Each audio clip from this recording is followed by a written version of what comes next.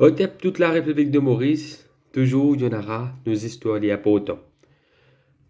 Je te connais qu'il y en a plusieurs personnalités milliardaires dans le monde. Il y a Bill Gates, il y a la reine Elisabeth II, et il y a encore les autres personnages qui à la tête de une grande société et qui ont une richesse incomparable. Mais dans l'histoire de l'humanité, il y a un les rois mayens. À l'époque, il y a un empire qui s'appelle l'Empire mayen. Et ça, l'empire-là, c'était une des plus puissants et aussi les plus riches du monde et aussi du continent africain. Et il y a un roi en particulier qui s'appelle Mansa Musa, qui est le 10e Mansa de l'Empire mayen.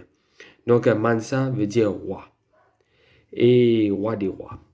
Mansa Musa, il est considéré, et encore être considéré comme l'homme le plus riche de l'humanité, de l'histoire de l'humanité.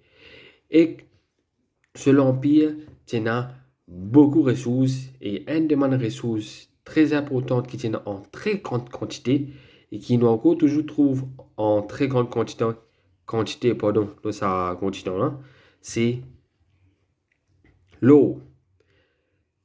Mansa Musa, qui est un roi africain, mais ce l'empire tient l'empire du monde arabe. Qui fait, parce qu'il paraît que moi, je disais dans mes vidéos, l'Oban Mouz, le continent africain, beaucoup de peuples noirs, suivent la foi musulmane. L'empire mayen tient l'empire du monde arabe. Le monde musulman, et c'était les noirs africains qui peuvent suivre la foi musulmane.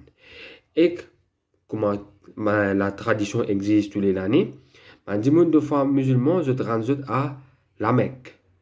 Et Mansa Musa aussi, tu fais un voyage pour aller vers la Mecque. Mais pendant ce voyage-là, il manque l'histoire. Quand il voyage, il amène avec lui son serviteur et aussi son compatriote et une grosse quantité d'eau. Partout quand il passe, il partage l'eau à volonté, une quantité qui personne n'est pas capable d'imaginer, surtout en Égypte.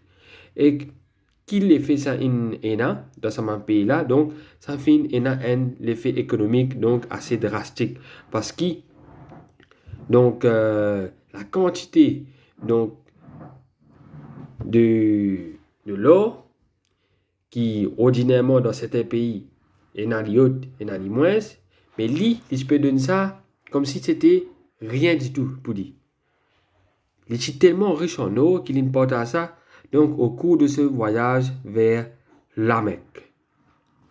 Et ça fait une conséquence économique pour les ressources de l'eau, quand l'eau se valait dévaluée, ça veut dire petit valeur, et qu'il prend beaucoup l'année avant que sa dévaluation là est finie et que l'économie revienne stable et que l'eau regagne sa valeur. Imagine l'eau qui ordinairement est une ressource très prisée, même aujourd'hui, à une époque, ce valeur est dévaluée. Et le roi Mansa Musa, il baptise un du monde qui remplit l'eau, il était aussi un roi bâtisseur, et qu'il bâtit plusieurs mosquées dans l'Empire Mali, et aussi les autres architectures. Voilà, c'était Mansa Musa, l'homme le plus riche de l'histoire de l'humanité.